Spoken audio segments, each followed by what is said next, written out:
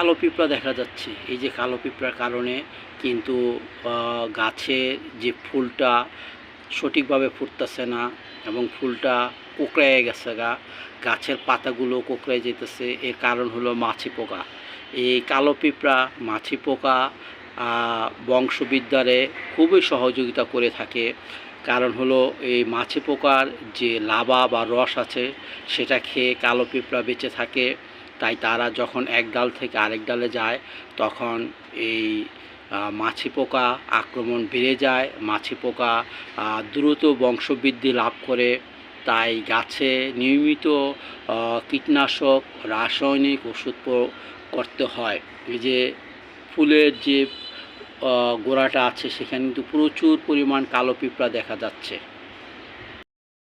মাছি পোকা যে সমস্ত গাছে হয়েছে প্রত্যেকটা মাছি পোকা বংশবৃদ্ধিতে এই কালো পিঁপড়া সহযোগিতা করে থাকে। কালো পিঁপড়া এই মাছি পোকার যে লাভা আছে বা রস আছে সেইগুলো খেয়ে তাদের জীবন ধারণ করে এবং এর যে কষগুলো আছে বা লাভা আছে সেইগুলো এক ডাল থেকে আরেক ডালে নিয়ে যায় এবং ফলে গাছ প্রচুর দ্রুত মাছি পোকা আক্রমণ করে গাছ একসময় মারা যায়। এর মূল কারণ হলো মাছি পোকা আক্রমণের ফলে এই গাছের যে কচি ডগা আছে সেগুলোকে খেয়ে ফেলে এবং ধীরে ধীরে গাছের পাতাগুলো লালচে হয়ে যায়, শুকিয়ে যায়, একসময় গাছ মারা যায়। এই যে পাতাটা, এই পাতাটা কিন্তু একটু অন্যরকম ডিফারেন্স। গাছে অন্য যে সকল পাতা আছে সেটা থেকে সম্পূর্ণ আলাদা। এর মূল কারণ হলো মাছি পোকা আক্রমণ করেছে এবং এই যে মাছি পোকা আক্রমণের ফলে একটি পাতা কিন্তু কি হয়, দুমড়ে মুচড়ে গেছে, অনেকটা এবড়ো থেবড়ো বা আকালো বাঁকালো হয়ে গেছে।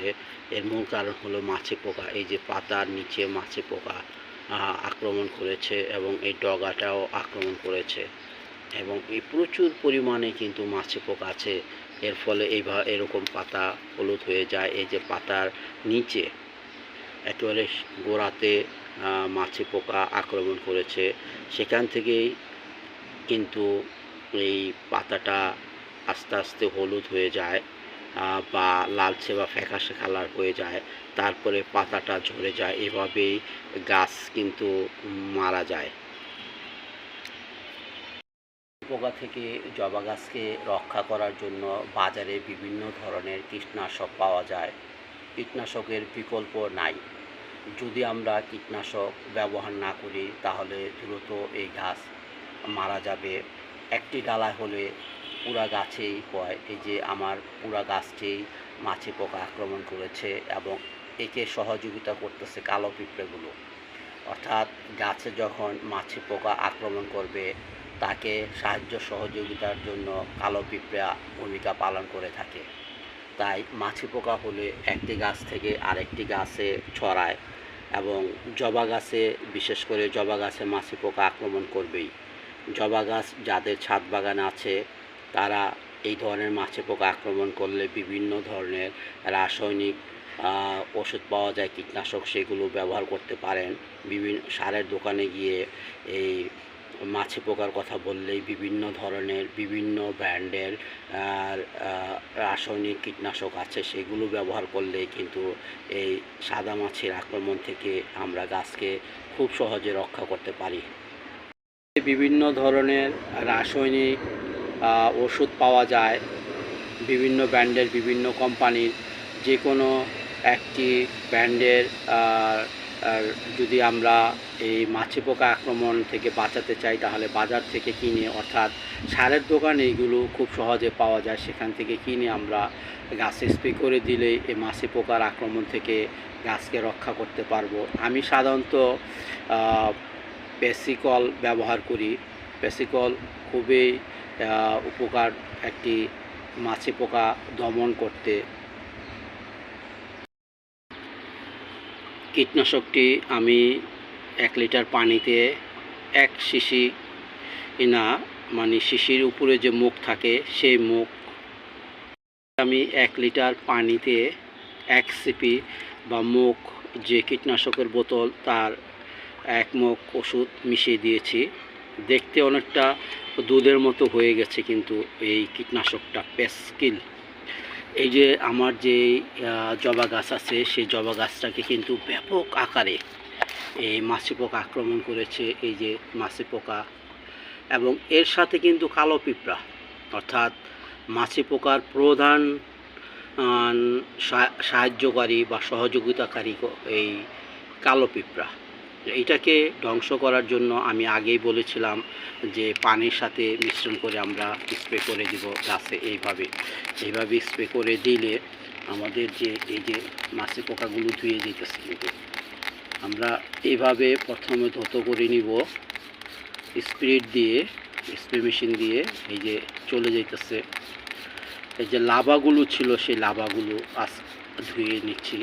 এইভাবে দিনে দুবেলা অর্থাৎ সকালে এবং সন্ধ্যায় দিব আমরা গাছের গোড়ায়, অর্থাৎ পাতায়, ডগায়, যেখানে আক্রমণ করেছে সেখানে কোনো স্থানকেই বাদ দেওয়া যাবে না। এভাবে আমরা স্প্রে করে দিব 7 দিন পরে ইনশাল্লাহ ভালো ফল পাওয়া যাবে। গাছ মাছি পোকার আক্রমণ থেকে রক্ষা পাবে। এভাবে আমরা দিয়ে দিব।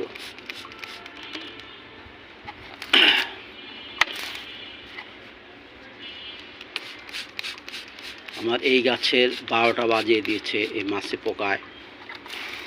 অর্থাৎ আপনি যদি ছাদ বাগান থাকে এবং সেখানে যুগে জবা গাছ থাকে, তাহলে মাছি পোকা আক্রমণ করবে, এটাই স্বাভাবিক। এর কোনো বিকল্প নেই।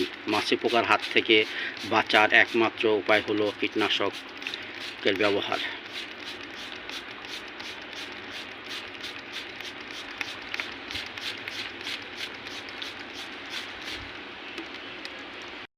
আমার এই জবা গাছটিতে জবা ফুল ফুটেছে, খুব কষ্ট হয়েছে। কারণ হলো মাছি পোকা আক্রমণ এবং সেই সাথে কালো পিঁপড়া।